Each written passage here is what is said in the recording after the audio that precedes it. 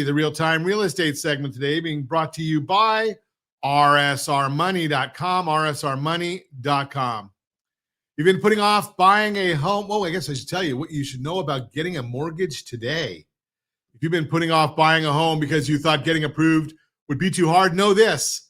Qualifying for a mortgage is starting to get a bit more achievable, but lending standards are still strong. Lenders are making it slightly easier for well-qualified buyers to access financing, which is opening more doors for people ready to make a move. So, if strict requirements were holding you back, this shift could be the opportunity you've been waiting for without repeating the risky lending practices that led to the housing crash back in 2008.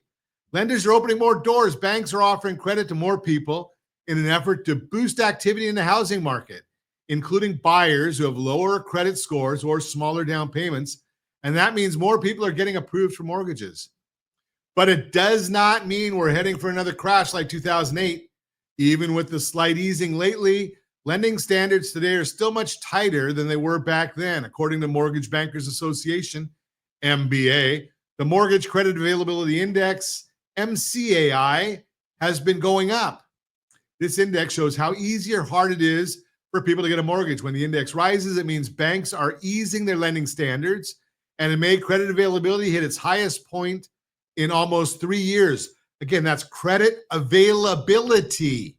And if you're watching us on ronsiegelradio.tv, any of our socials, or the ABC News and Talk, or AM 1490, FM 98.1 video feeds, you are seeing a chart of mortgage credit availability rising.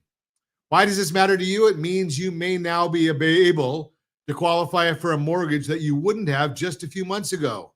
The National Association of Underwriters, NAMU, explains, quote, mortgage credit availability surged in May, reaching its highest level since August 2022. The uptick signals that lenders are increasingly willing to loosen underwriting standards, providing borrowers with greater access to financial options. But what about 2008? You might be thinking, didn't looser lending standards play a role in the 2008 housing crash? That's a good question and an important one. But here's the difference. While credit availability is rising, lending standards are still under control. Based on MCAI, data going all the way back to 2004, today's lending levels are still way below what they were leading up to the housing bubble. And again, you're seeing a graph, and that graph looks pretty nice if you're looking at lending standards still under control, because they've pretty much flatlined right there.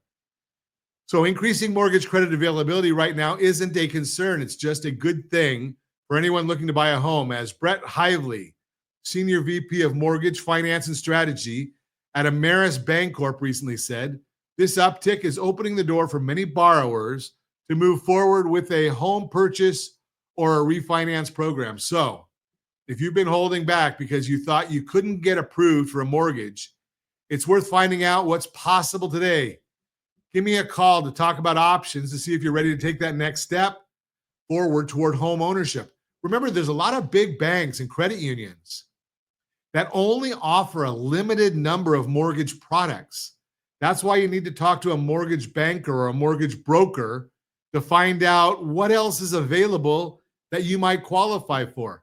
I've been saying this for years, and I'm right, that the big question that comes up and most people need to understand is banks, when they say you don't qualify, they should be putting the caveat in there with us, because maybe you qualify with someone else who has more products available for you.